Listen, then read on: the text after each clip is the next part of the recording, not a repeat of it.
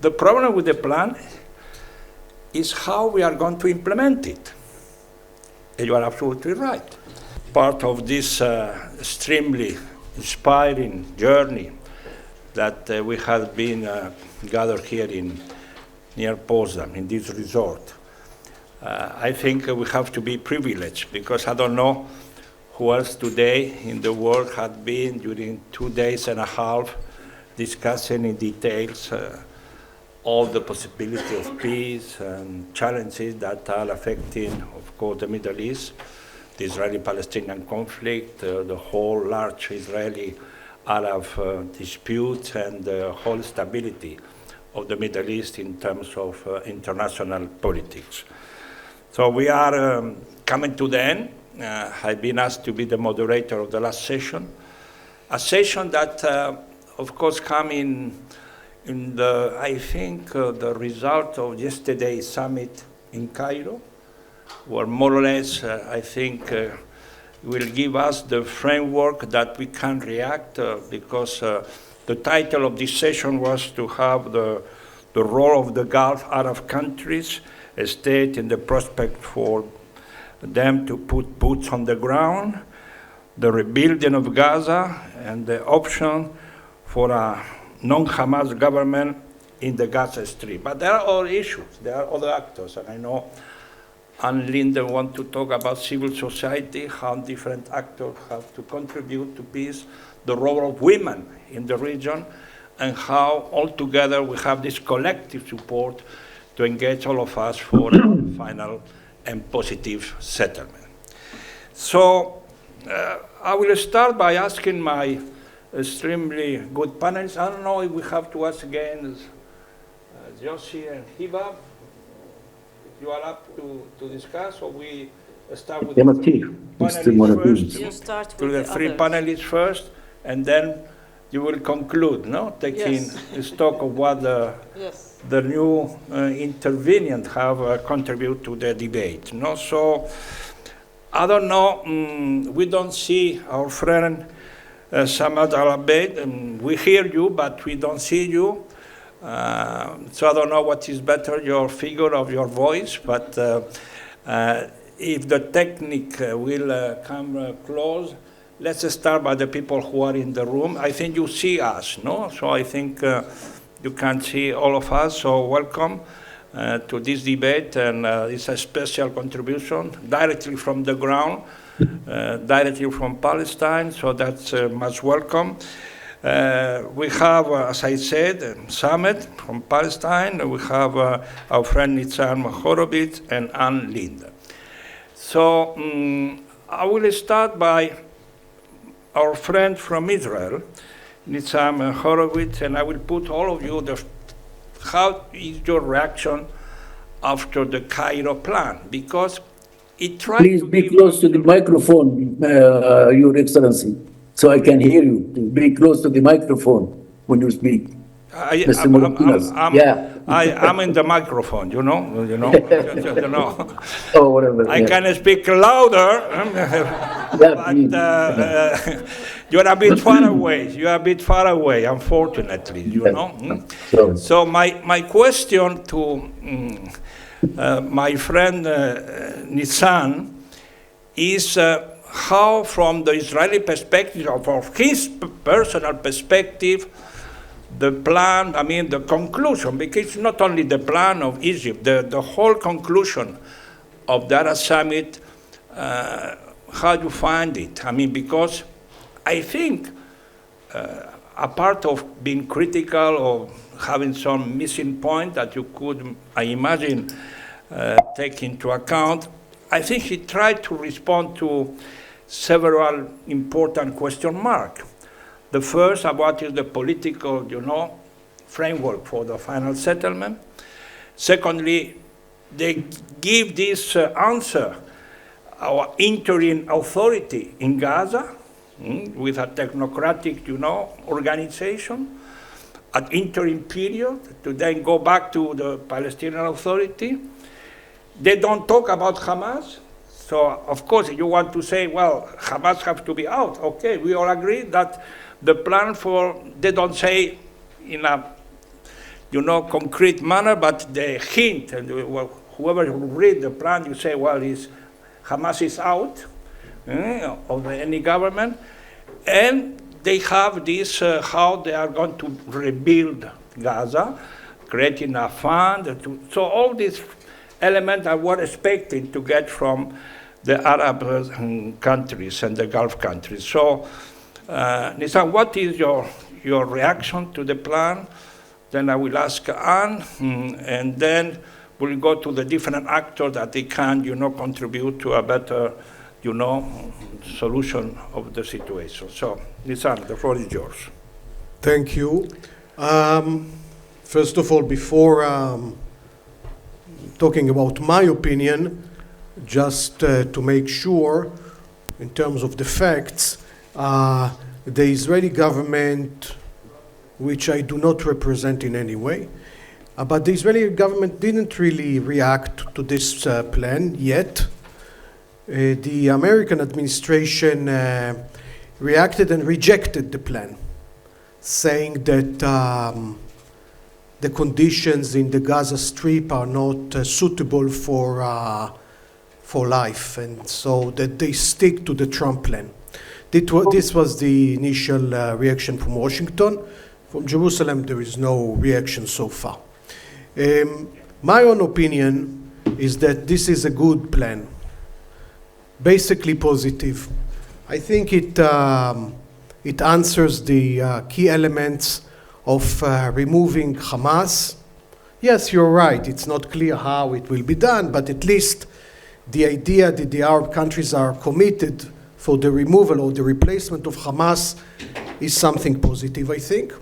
Second, it establishes or it proposes a mechanism to run the Gaza Strip in participation of the Palestinian Authority, which is also, I think, something positive, I think.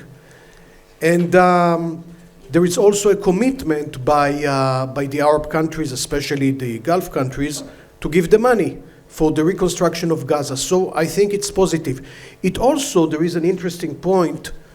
It says that in a year there should be election in all the Palestinian areas, which is also something something good. Abu Mazen was for the first time and last time elected in 2005, I think. It's been 20 years now. It's time, I think, to have an election, which is also something positive. So I think in overall, the plan is good. The thing is that in order to implement this plan, of course, you need the accord of the Israeli government. And then the Israeli government, I would say, or in Israel, or the ruling power in Israel, there are like maybe two tendencies. There are people who would like to find a solution to the Gaza thing, but on the other hand, there are people who would like to resume the war and to occupy the entire Gaza Strip and to implement the Trump idea of transferring the Palestinian situation, the population. And again, unfortunately, the U.S. administration is backing this idea, even now. So the question is how to implement this plan that I find positive. I think that with the American people I talked to, the American officials, they understand that in any case, even to fulfill the Trump plan, you need the cooperation and collaboration of at least some Arab countries.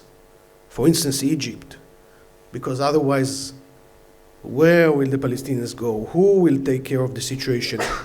So I think if the Arab countries really stick to the plan,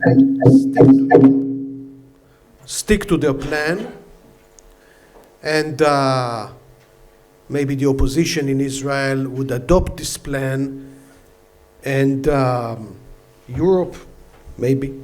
So there might be enough of counterweight that would lead us to implement it. Because from an Israeli point of view, this would be the bottom line. The idea, which is being discussed in Israel, of resuming the war now is quite terrible. I believe that most of the Israelis, even the supporters of the government, do not want to resume the war. Israel is tired after a year and a half of a very hard war with many people killed. Of course, resuming the war would not bring the hostages back, and it's a catastrophe. So I would say this, it's a positive sign, and if there are enough elements, political elements to support it, it has a chance. Thank you very much, Nitzan. Very clear and very constructive answer. I will have some comment of this first reaction. And now, Anne, what do you think about it? Well, thank you very much. I also think that, can you hear? I hold like this. I also think it's a good thing. I mean, the last years, I think that the Arab League and the member state has put too little emphasis on trying to have constructive solution for the situation of the Palestinian. And I think that the fact that both Saudi Arabia, with their big changes in a lot of issues, not the least when it comes to women, but also to want to make Saudi Arabia a modern country, a country that is now trying to get international attention for many of their projects, inviting people from all over. The same with Abu Dhabi and Dubai, where they have tried to make it a new economic, modern countries, and it seems like me, and now I'm a little harsh, but I was traveling a lot in those countries when I was foreign minister. It seems like they more consider the Palestinian the last year as something that need to be solved, but not getting so much of their heart and minds into it as they did 20 years ago. And I think that maybe if you should see something positive with what happened now in the Arab League and by the Trump Riviera plan, is that it was a clear and strong wake-up call. Because if Trump really is taking this bizarre idea of ethnic cleansing for real, doing the Riviera thing, then of course the countries around has to react, because for Jordan this is an existential question. You said it in the latest panel, and if it's something I understand by working very closely with the foreign minister of Jordan, Ayman Safadi, we worked a lot with UNRWA to try to reform UNRWA, is that the question of not letting more Palestinians into Jordan, but trying to solve problem in the countries around. That's an existential question. So now I think they are very, very concerned about what's happening. So this is why I think what happened yesterday in the Arab League is good. I think that the Trump proposal is a wake-up call. And I can also tell you, I don't know if anybody remembers this, some of you who has been working with this a long time maybe, but about 20 years ago, there was this plan paid by the Americans about making Gaza, if not into Riviera, into a very, very economic, prosperous area. Singapore. Singapore, exactly. And there was concrete proposal on they will have tomato production, they will have hotels, they will have kind of Riviera. So that was 20 years ago a very, very concrete plan. So that in itself was not taken out of the blue, because everything is there. But the precondition is, of course, that then there need to be prosperity and there need to be peace. If you don't have peace and if you don't have prosperity, then it's just something that is dangerous instead of positive. So this is how I see it, what happened. I would just say one more thing, and that's the election thing. I mean, if they could push PA or ANO to have election in 1 year, that would be so good. I was myself election observer in the election in 2005 and 6. And that since that there was nothing when it comes to election. And it needs to do, because if the Palestinian people don't have trust in their leadership, how should the leadership be able to lead the country also into difficult decision that needs to be taken? Thank you. Thank you very much, Hannah. Thank you. It's true, as you say, the value of Trump plan is that they make a wake up, and the other react.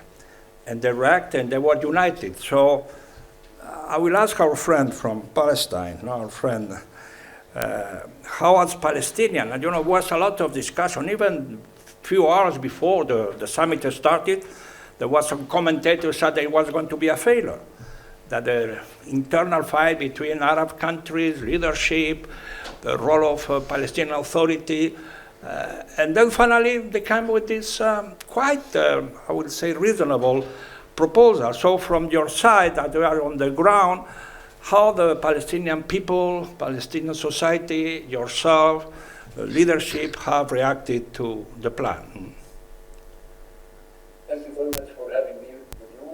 And I apologize that I couldn't make it to join you in person on this. But unfortunately, this is the way sometimes, you outing. But let me, before answering your question to the plan here, just make a small note for this.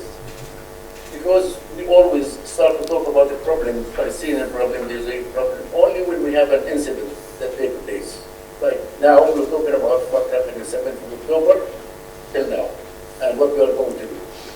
But the 6th of October, we were in the state of denial from everybody. Nobody was talking about the Palestinian issue. That's one thing. Secondly, the Israelis and the Americans, they don't want to recognize the state of Palestine. Because to me, this is the main issue. When you talk about election, when you talk about Hamas and Fatah and all that, this is exactly what the Israeli government has wanted to have. These factions are there, so you can say this is the terrorist, this is not terrorist, we cannot,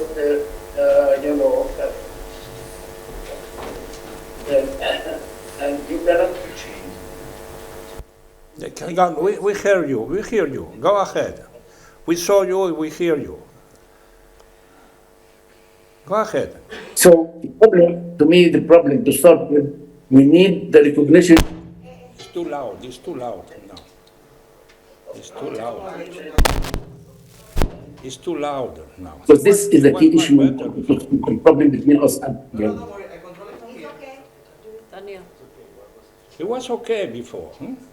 Okay? Okay now. Sorry. It's okay, fine, go ahead. So everybody is avoiding to talk about the real solution, which is the recognition of the state of Palestine. Why I'm saying that? Because the state of Palestine, okay, they have an obligation toward the international community, toward the region, toward their neighbors, in order to act as a state, okay? And nobody from the state has to shoot a rocket or a bullet or anything without the knowledge of the state, okay? So this is the main issue that I want to talk about. This is one thing. Now, since we are in this situation here, if you talk about, what happened, now we don't want Hamas to be there. And the 6th of October was okay for the Israeli government supporting Hamas in Gaza and neglecting the PA in the West Bank. That was the case. Now, because of what happened, I understand what is the problem now. So they're thinking, how about to eliminate Hamas from there? Okay? Okay, fine. we want to find a way that they will not be acting as they did before, and they have a different status, whether they are out or in, I don't know. That's not my problem here. But looking back to Gaza now, what we are going to do with Gaza. Gaza is destroyed, okay? And I agree with the lady that she was spoken to, not only that you have a plan in before with the Americans, we have another plan here. Can see you that 2050, we have a plan of Gaza. This is the plan of Gaza. It will develop recently, okay? And we have a detailed plan on how to manage Gaza in Palestinian hands. We have the firms that they can make the design and make the plan and make everything here. When the only thing, we have to stop the war. We have to make sure that nothing will be built that can be destroyed again, so that when we invite the region will be more happy to support and rebuild Gaza, but they want some assurance that nobody will come and destroy this again. How many times Gaza was destroyed before? So we need a guarantee from a plan, not the lack of plan. We have the plan for Gaza, but we need the make sure that security, sustainability, and prosperity will take place in the Gaza and the West Bank as well. So, to me, the plan that was presented by the Egyptian, well done. I mean, we accept it, we agree with it, even though we have some, about the details of that, it's missing. What is missing is not only to make it a riviera in the shore, which is something that we agree, but we have to remember that the rest of the land is owned by people. They have deed, they have their own land. How come somebody wanted to take them out, okay, and replant Gaza? And I don't know whether they were willing to come back or not. What about their property? What about their land? They lost it. And they have the right to go back to their own land in Gaza, okay? So the plan is missing that dimension. And even the plan of the Americans is missing that dimension there. That there are people, they have their own land, they have their property. It's a major problem. The reconstruction of Gaza have many elements. We have reconstruction, social reconstruction, economic reconstruction, infrastructure reconstruction, environmental reconstruction. All that need to be institutionalized in a way that can look at it in a micro level, holistic way, and then go to the details in order to find out how you prioritize the issues that is needed there. There are many, many needed issues there. It's not a plan that you take the people and send them somewhere else. So other countries have the problem where to accommodate them, where to take care of them, and where that. And then you start to rebuild it again the way they want it to be done by Mr. Trump. So we look at it in a different perspective. We know the problem. We can talk about how difficult it is, but we have to deal with it in a different way. How to get politically, I think President Abbas yesterday in his speech, he said that there's a reform, political reform inside, and other reforms will take place as well. And it means that will enable him or the PA in order to take over Gaza and to start to work in Gaza. They cannot do it right now immediately because it's very difficult there. Unless you have guarantee that the war is ended and nobody will harass them, and so the people can go there and start to talk and to work in how to see the priority for the people there. Thank you very much, Samuel, for your comment. And we all agree that we have to have a comprehensive plan and beginning for maintaining the ceasefire. In politics, you have to use new dynamics. And I think the two plans, the Trump plan that make a wake up of the Arab plan, give us, I think, an opportunity to address the main issues.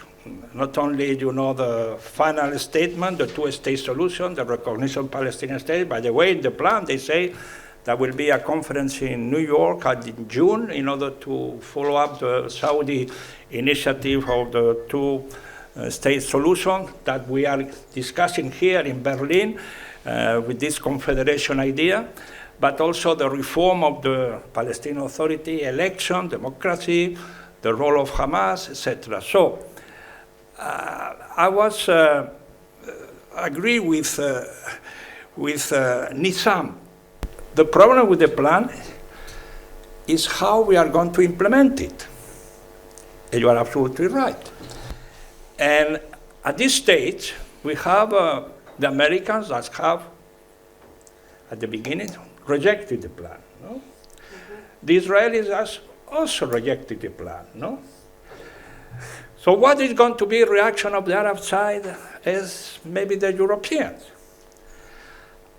What is the exercise we should try to do in order to convince the two important actors, in order to have an implementation phase that the plan can be addressed? What are the conditions? They say, the Americans say the conditions are not met in the plan. What? So I will reverse.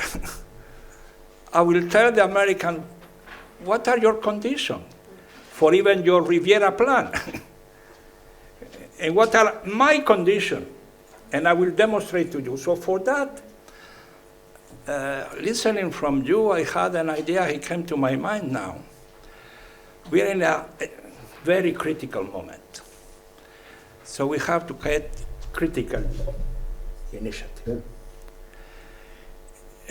Do you think it will be crazy that the Arab League, I mean the representative of the Arab countries, go to Israel to present the plan directly to the Israelis? It will not be a kind of surprise. It's going to go through the Americans to influence the Israelis to go directly to the Israelis?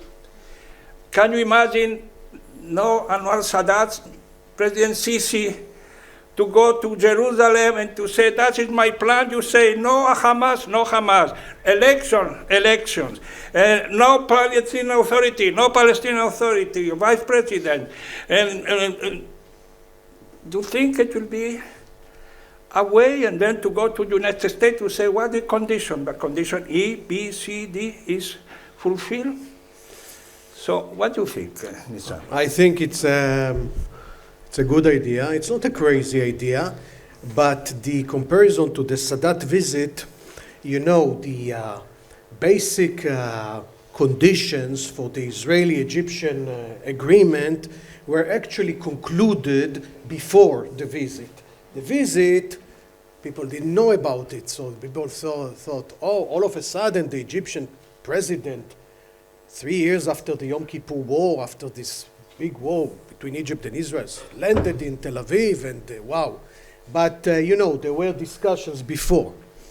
Now I don't think that there are discussions between Israel and the Arab countries about the Gaza thing. So, realistically, although I like your idea, but realistically I think that maybe the best way to achieve a deal is to discuss, that the Arab countries would discuss seriously with the United States about the big deal, the big regional deal.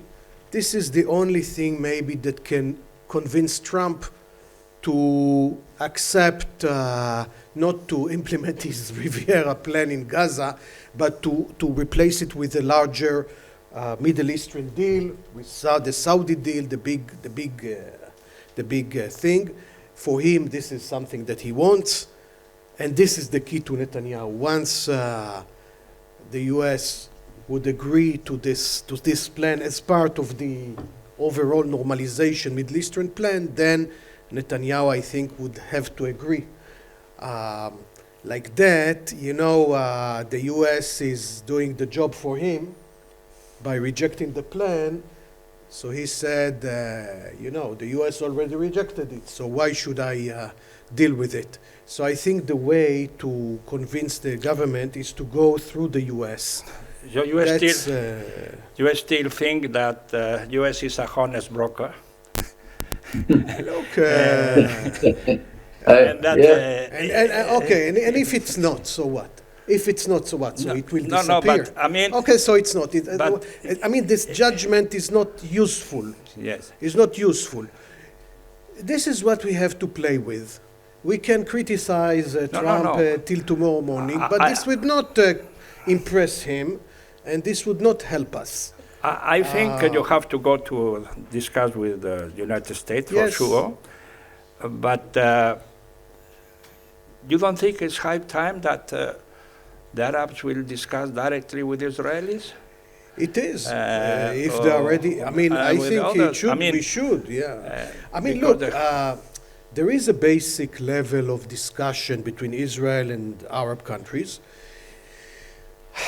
But now, with the new position of the United States, it all shifted.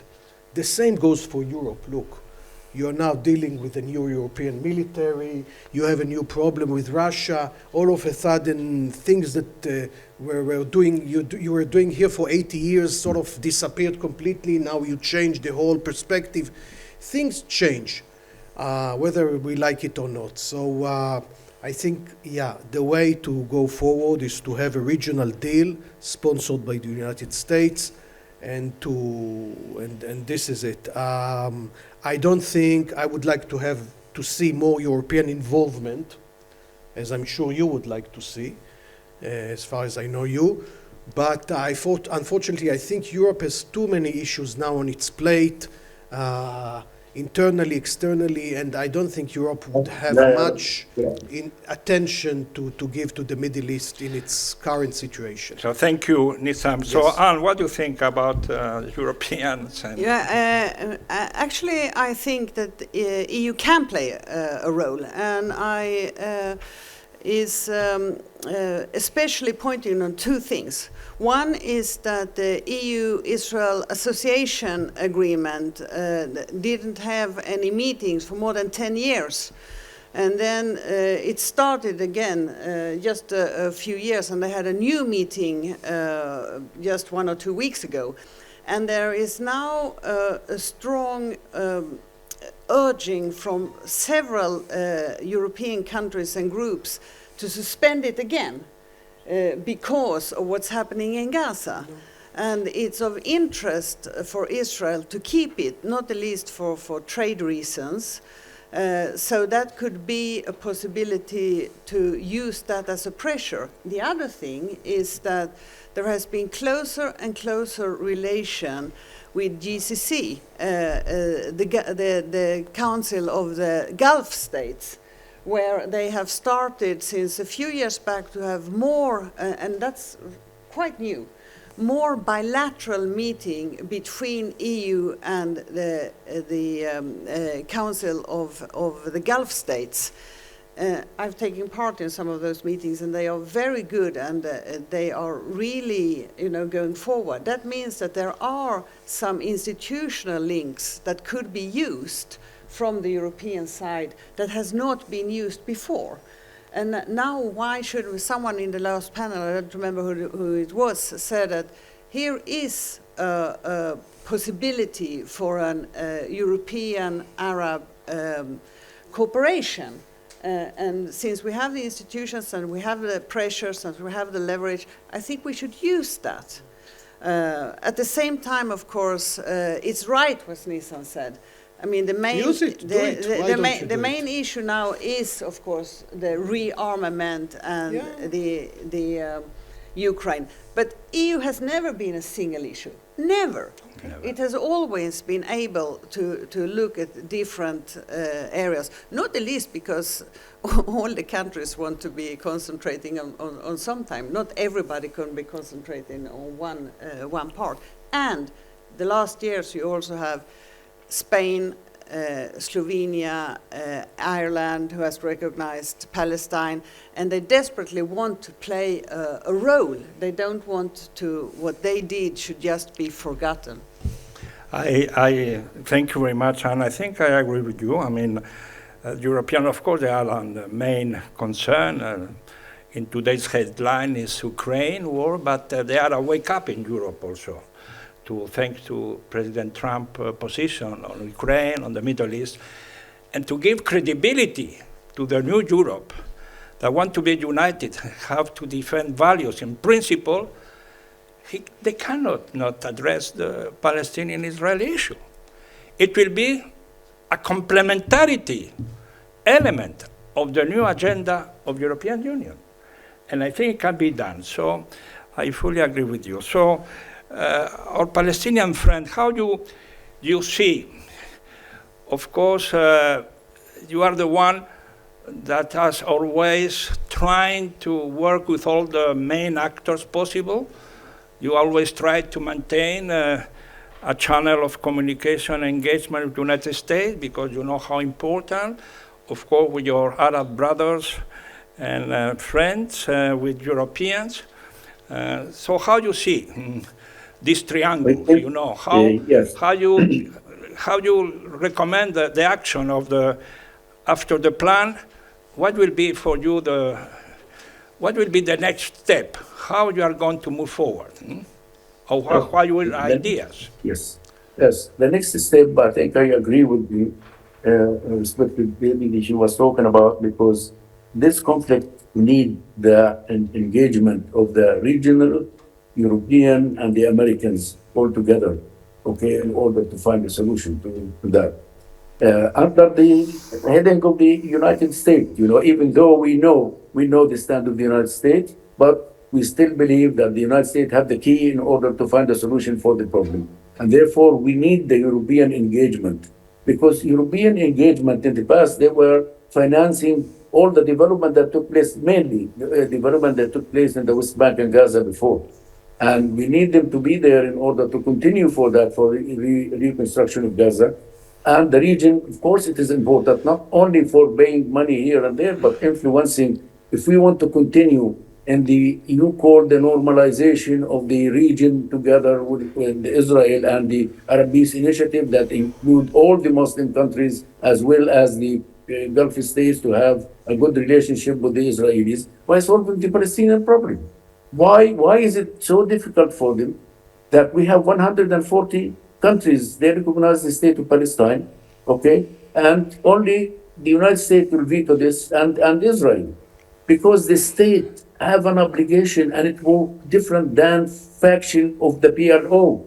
It's a difference between the two. PLO has over there here, but the state have an obligation toward their neighbors, toward the region, toward the international community, and the state with democratic state and with election. Political parties, not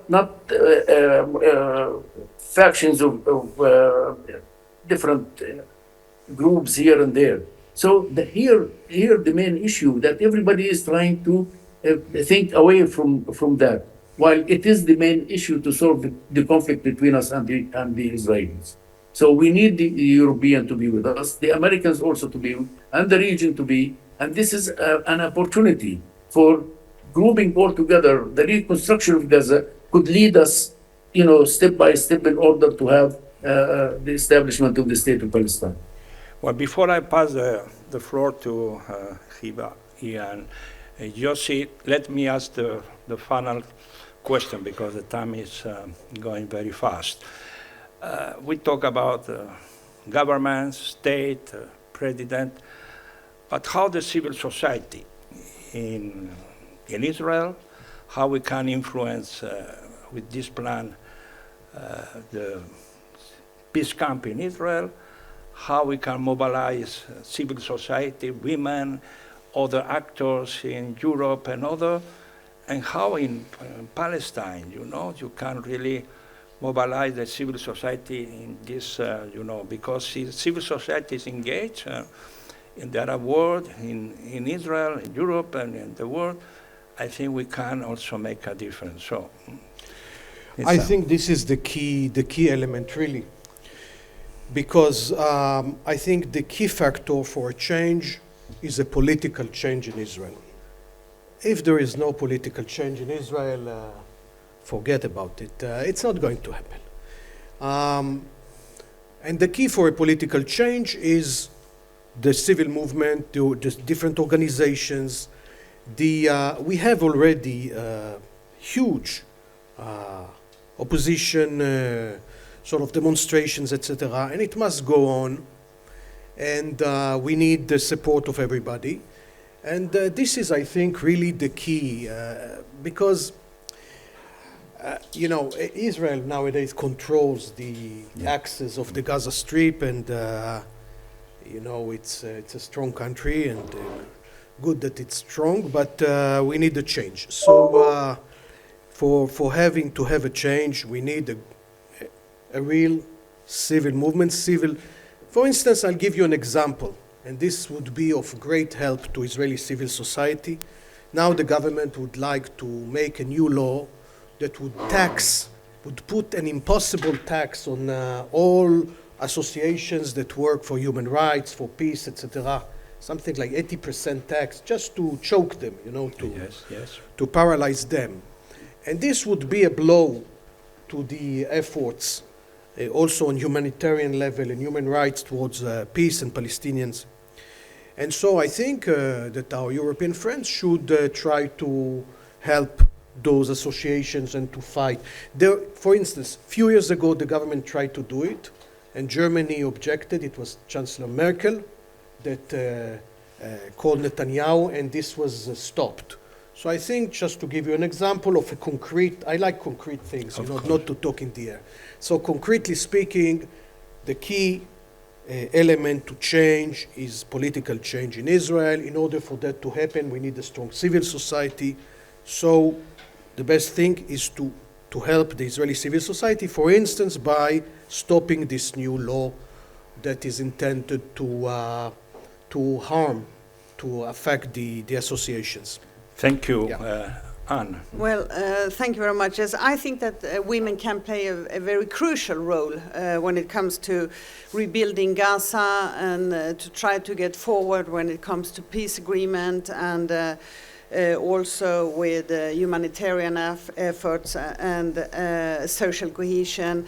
And we know, and now I repeat what you were saying, that if women are part of peace processes, then there is a much more chance of any agreement to be more sustainable. And there has been a lot of research on this. It's not just something that you say. I don't believe, women as such are more soft or cannot do the hard thing. They can as well. At the same time, they know that if they don't try with all their social contacts and their way as community leaders to keep a peaceful area where you have maybe just a start of an agreement, then it will hurt their own families. And also, you have much easier for women to have contacts over different dividing groups. I don't speak only about Israel and Palestine. I also talk about Palestine and Palestine, different fractions, where you can have, sorry to say, but very strong egos in men that you don't have at the same in women. So it's easier for women to do social contacts with partners in another fraction, for example. And this is not prejudice, because it has also been research on this.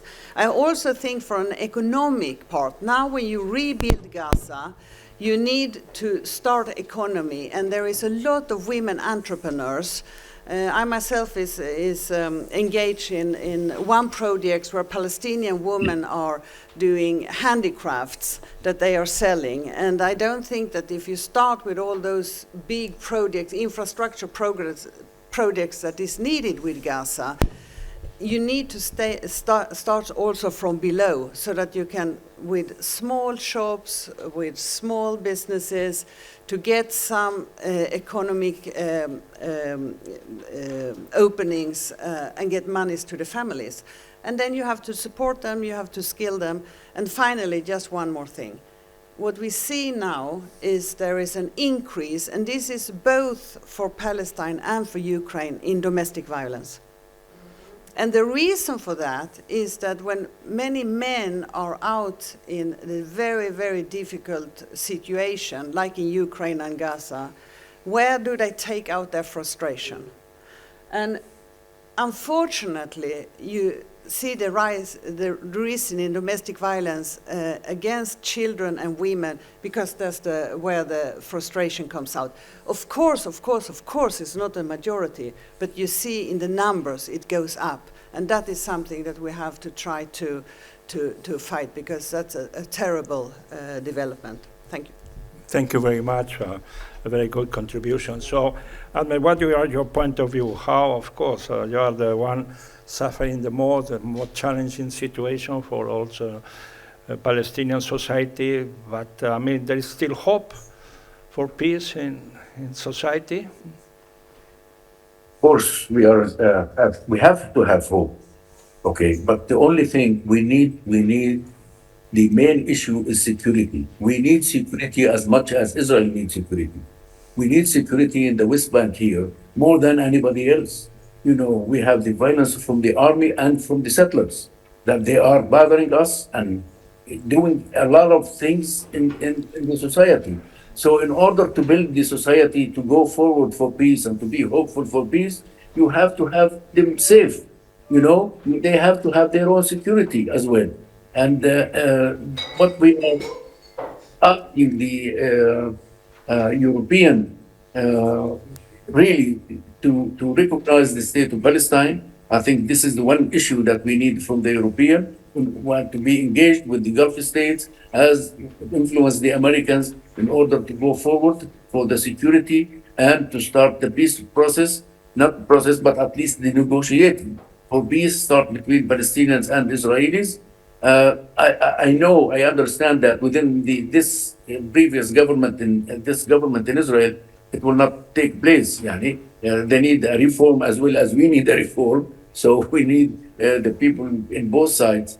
I think they need separation and need, whether you call it two state, one state, whatever it is. So it is. We have to look at the security first. We have to look at how to make people, influence people to be hopeful that there is something is coming toward them there, and take an opportunity of what is happening now, how to involve the regional, the Palestinian, the regional, and the international community to be part of the reconstruction in Gaza and the West Bank to start building the state. Thank you very much. So Yossi, Hiba, Yossi, what you comment after this debate, this discussion, what you can add, what you can resume? 23 years ago, there was actually a revolution in the relations between Israel and the Arab world. And that was the Beirut resolution of the Arab League, which was a kind of a surprise. Actually, the Arab world said to Israel for the first time, you make peace with the Palestinians, we will make peace with you. That's all. That is the whole initiative. And the right-wing government in Israel was very wise to just ignore it. And the Arab League almost didn't do anything to promote it, anything. As if they owed it to themselves or to the United States at the time. And that's it, no PR. Now, many Israelis were enthusiastic about it. But we could not do much without themselves. Once there was a visit of the Jordanian foreign minister and the Egyptian foreign minister to Israel to mention the Arab initiative, and nada. That was the whole thing on the low level. You know, such a gift to the right in Israel. You imagine, I mean, for all the years in which we in the peace camp talked about peace with the Arabs, the right in Israel would say to us the following thing: you are very naive. I'm speaking about the nice people in the right. You are very naive. You don't understand the reality of this world. the point with the Arabs is not a matter of borders, refugees, whatever. The main point is that they will never, ever recognize Israel. Because once they recognize the right of Israel to exist, the whole glue in the Arab world will disappear. They need this opposition to the existence of Israel, and they will never do that. Suddenly, out of the blue, here there is the Arab Initiative of 2002. And we said, you see the Arabs, they all are ready to recognize us, provided we make peace with the Palestinians. No, it's not, you don't know the Arabs. I mean, it's not serious. But when, few years earlier, President Sadat came to Israel, and the chief of staff of the Israeli army said, no, it is actually a trick, yes, to deceive us and to launch war against us. He was in one day the most popular person in Israel. He could be then elected to prime minister. It's not a joke. He was more popular than Menachem Begin, the then prime minister. Everybody wanted to, people took to the streets, nobody pushed them to the streets, only to see his car. 4 years after the Yom Kippur War, with thousands of soldiers killed. So, I think that your idea should be tested. The price for it. Imagine that Bibi Netanyahu is saying, I don't want to see any Arab leader in my Holy Land. Imagine. And the delegation of the Arab leaders is not allowed to enter Israel. You can imagine what would be the attitude of the world to something like that? Netanyahu will have to think at least twice before he says something like that. I think that if they come, some of them, 5 of them, 6 of them, and they are meeting with the press and expressing what they say, and they have now a material, they can say, here is our plan. What is your plan? How do you think that it can be done? You really want to expel all the Palestinians in Gaza? Are you crazy? Who will allow you to do that? I think that it is a very good idea, and it is also very cheap. It is not such a big deal. You don't have to have elections before somewhere, or I don't know what. Just to decide from today to next week that 6, 7, 23, whatever number of Palestinian leaders are inviting themselves to Israel to meet with the leadership, to meet with the Knesset, to meet with the press. Let us see what will happen. It may change everything. I will comment. Hiba, do you want to say something? Sure. Generally speaking, but then I'll come back to this idea of an Arab delegation to Israel. I think, just to sum up, there is definitely a role for civil society, that's for sure, and women along the lines of that as well. I mean, Palestinian women are very strong women, and they are very capable women. But I think, generally speaking, in terms of the Arab peace plan, I believe President Trump projected the Arab peace plan, sorry, not the Arab, the Gaza plan, outright, because the world rejected his plan, the Riviera plan. So it was like a tit for tat. So I think we're again playing ping pong with a very critical issue, with an issue where people are suffering and where there's a huge humanitarian crisis, and time is not on our side. So it's very important, perhaps, to take very courageous steps, very out-of-the-box steps, like this idea of yours to have an Arab delegation visit. It may work, it may backfire, I don't know, but bottom line for me, we have to deal with Gaza, we have to deal with the West Bank, we have to deal with the question of Palestine, and we cannot continue the business of conflict management, and we cannot allow ideas like the Riviera and the transfer to take place, because that is destabilizing for the entire region.